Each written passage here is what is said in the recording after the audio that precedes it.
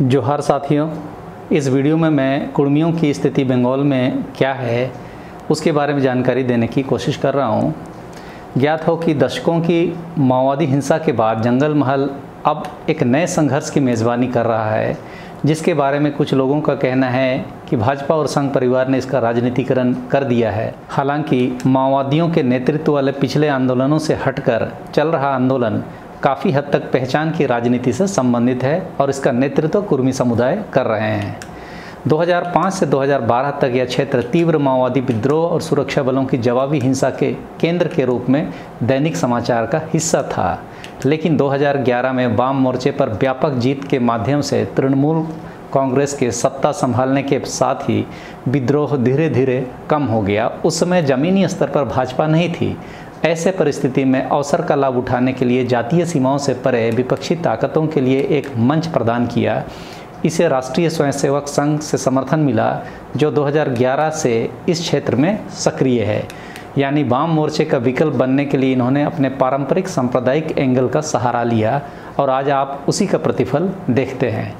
कुर्मी समुदाय की आबादी पुरुलिया, झारग्राम, पश्चिम मिदनापुर और बांकुरा में काफ़ी है। हालांकि अतीत में कुर्मी को आदिवासी बनाने का कोई आंदोलन इस इलाके में नहीं हुआ था, इसीलिए राजनीतिक ढांचे के भीतर समुदाय के लोगों के होने पर भी किसी का ध्यान नहीं गया है, जबकि सभी दलों के प्रमुख पदों पर कुर्मी नेता मौजूद थे।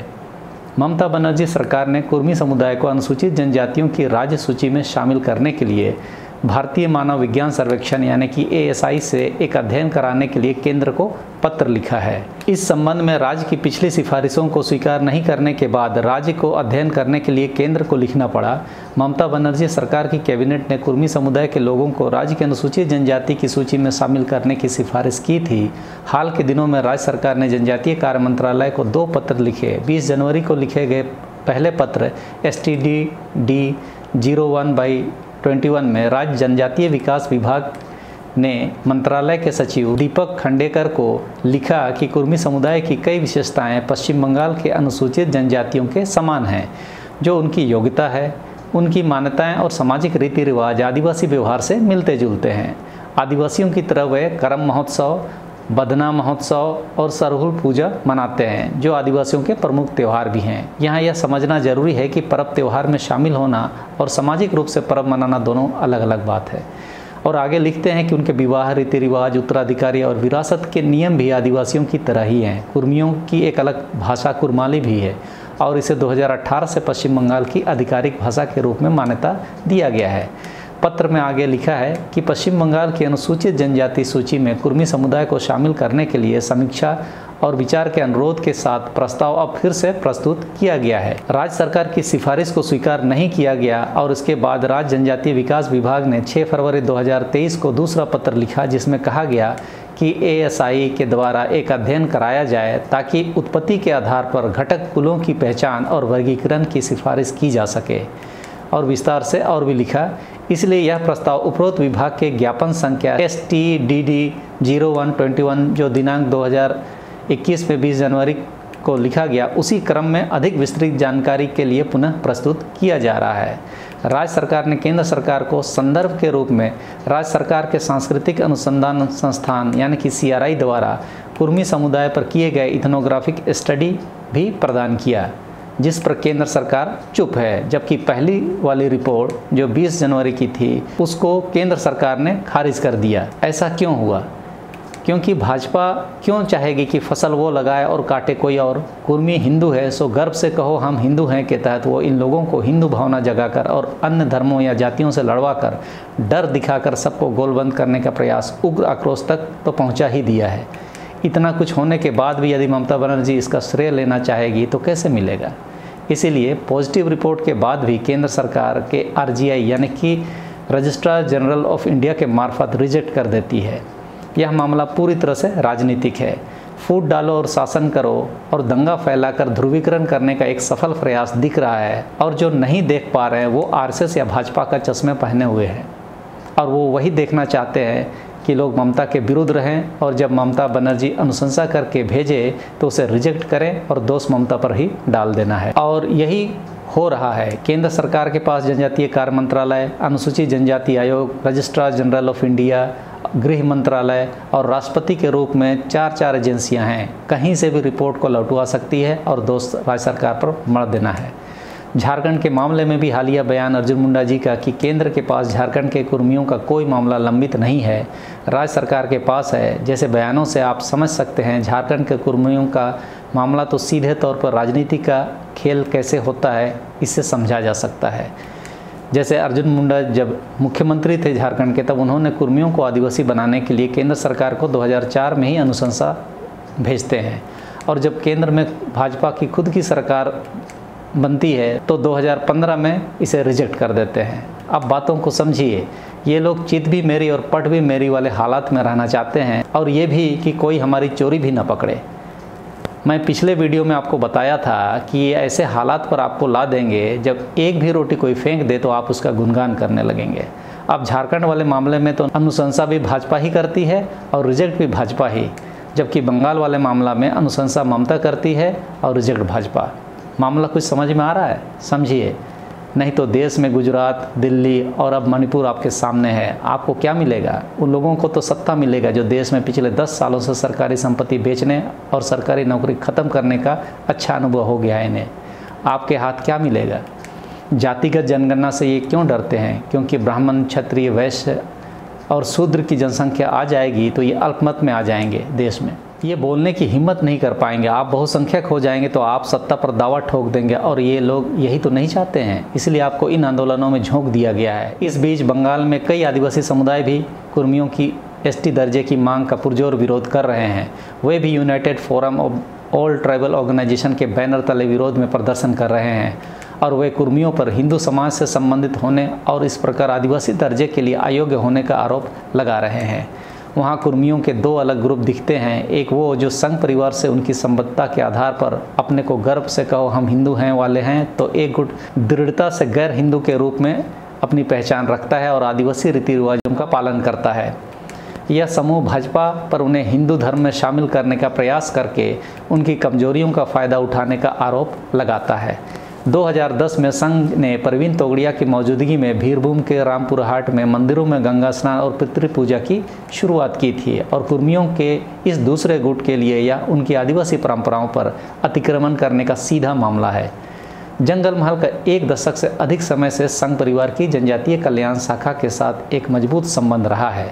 संघ 2019 के लोकसभा चुनाव में भाजपा के लिए विशेष रूप से उपयोगी साबित हुआ, क्योंकि इसने पहली बार बांकुरा, बिष्णुपुर, झारग्राम, मिदनापुर और पुरुलिया में जीत हासिल करने में इन्होंने मदद की।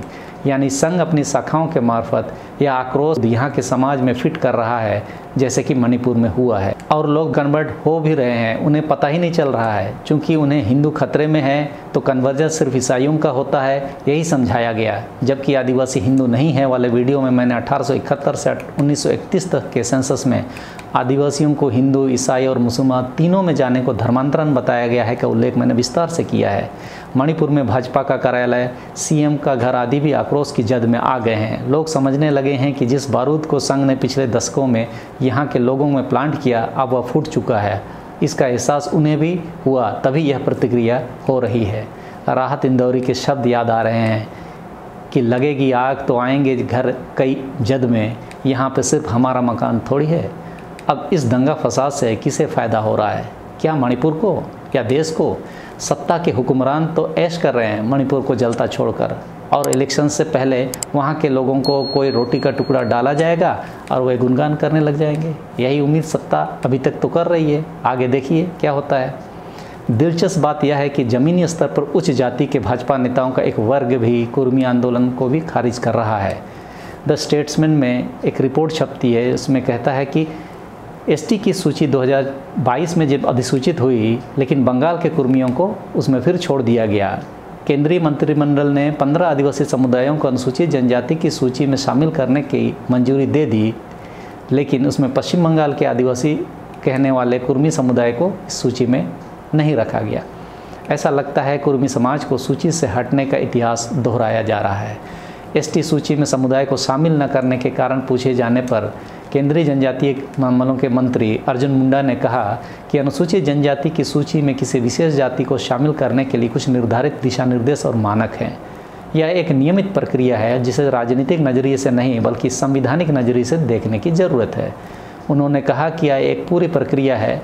मंत्री ने आगे कहा, बंगाल से बहुत पहले यह मामला हमारे पास आया था जब भारत के रजिस्ट्रार जनरल ने इसे बंगाल सरकार को वापस भेज दिया था। मामला बंगाल सरकार के पास लंबित है, हमारे पास नहीं। देखा, दोष हमेशा अपने विरोधियों को देना है, यही राजनीति है। और पहले ही मैंने कहा कि केंद्र सरकार के पास अपनी 4 एजेंसियां हैं, कहीं से भी आपकी बात लौटा सकती है। यही हो रहा है। लेकिन कुर्मी लोग अब जिस तरह हिंदू खतरे में हैं बोलकर ये लोग दंगा करा दिया करते हैं, वैसे ही इन्हें भी आक्रोशित कराकर रेल रुकवाया जा रहा है।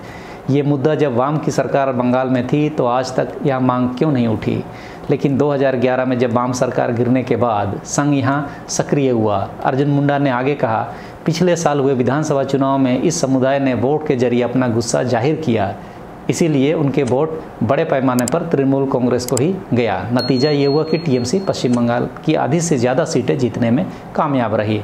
लेकिन अर्जुन मुंडा जी जब बंगाल के ही संथाल आदिवासी सरना धर्म की मांग करते हैं तो उनका जवाब था कि भारत में अलग अलग क्षेत्रों में अलग अलग जनजातियां हैं और सबकी अपनी अपनी आस्था है। इसे राजनीतिक नज़रिए से नहीं देखा जाए या दूरगामी नज़रिए से देखा जाए। मतलब हमारे लिए दूरगामी और उनके लिए संवैधानिक। ये हमारा संवैधानिक अधिकार ही था, एक्चुअली है भी, दूरगामी नज़रिया नहीं। मतलब आदिवासियों की बात भी नहीं सुनी और सीधा अपनी सुना दिए, जबकि कुर्मियों के मामले में बहुत कुछ बता रहे हैं कि कहाँ क्या हो रहा है, खासकर राजनीति की, कि उन्होंने हमें वोट नहीं किया जिस कारण ममता जीती। CRI चूँकि राज्य सरकार के अधीन आता है और ममता बनर्जी कुर्मियों को आदिवासी बनाने के मामले में राजनीतिक रूप से दबाव में है, सो दिखाने के लिए रिपोर्ट भेज देती है, भले ही मान्य परफॉर्मा में ना सही। यदि आदिवासी समुदाय इसका विरोध नहीं करता तो यह बिल्कुल आसान मामला था, लेकिन उनकी भी अपनी जनसंख्या है। सेंसस 2011 के अनुसार आदिवासी जनसंख्या बंगाल में 52,96,963 है, तो वहीं पुरुलिया, बांकुरा, मुर्शिदाबाद, मालदा, उत्तर और दक्षिण दिनाजपुर सहित राज्य के 14 जिलों में फैले कुर्मी समुदाय के लगभग 20 लाख लोग हैं। चूँकि भाजपा ने सेंसस 2011 की जातिगत जनगणना को सार्वजनिक नहीं किया, इसलिए कुर्मियों की सही जनसंख्या बता पाना मुश्किल है। लेकिन पश्चिम बंगाल के सबसे बड़े सामाजिक आउटरीच कार्यक्रम दुआरे सरकार के माध्यम से 21,40,000 से अधिक जाति प्रमाण पत्र ऐसे जातियों के बीच में जारी किए गए हैं। यानी कुर्मी लोग बंगाल में भी ज़्यादातर अलग अलग ज़िलों में बटे हुए हैं। ये वहाँ के राजनीति को कितना प्रभावित करते हैं उसके लिए अलग अध्ययन की ज़रूरत पड़ सकती है, क्योंकि पिछले पंचायत चुनाव में कुर्मियों ने ममता बनर्जी को ST का दर्जा दो और वोट लो की धमकी दी थी और TMC को बहुमत मिली, लेकिन ST स्टेटस मिला नहीं। कुर्मी वोट को वैसे प्रभावित करने की स्थिति में यहाँ भी नहीं लग रहे हैं जैसे झारखंड के मामले में हमने देखा। उसका कारण यही होगा कि ये अलग अलग जगहों पर बटे हुए हैं। जनसंख्या भी राज्य के आदिवासियों से कम है।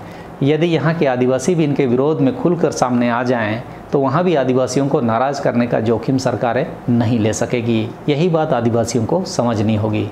इधर झारखंड के पूर्व मुख्यमंत्री कुर्मियों के पक्ष में फील्डिंग कर रहे हैं कि केरल हाईकोर्ट के फैसले के मद्देनज़र जनजातीय रीति रिवाज मानने वालों को ST प्रमाण पत्र की वकालत वो कर रहे हैं, जबकि उस फैसले में जाएंगे तो कुर्मी लोग दूर दूर तक आदिवासी नहीं हो सकते, क्योंकि उसमें कस्टम और कल्चर के उन गुणों को पालन करने की बात कहती है जो जन्म, विवाह या मृत्यु संस्कार के आदिवासी तरीकों को जीने वाले को आदिवासी माना जाना है। उधर कलकत्ता उच्च न्यायालय ने अनुसूचित जनजाति यानी कि ST सूची में कुर्मी समुदाय को बहाली के लिए केंद्र को निर्देश देने के लिए कुर्मियों द्वारा दायर एक जनहित याचिका को स्वीकार करने से इनकार कर दिया। तो इस वीडियो में इतना ही। बाकी आप लाइक, शेयर और सब्सक्राइब करना ना भूलें। जाते जाते न्यूज़ क्लिक की एक रिपोर्ट को आपको दिखाते चल रहा हूँ, सोच के देखिए माजरा क्या है। आप सबों को धन्यवाद। जोहार।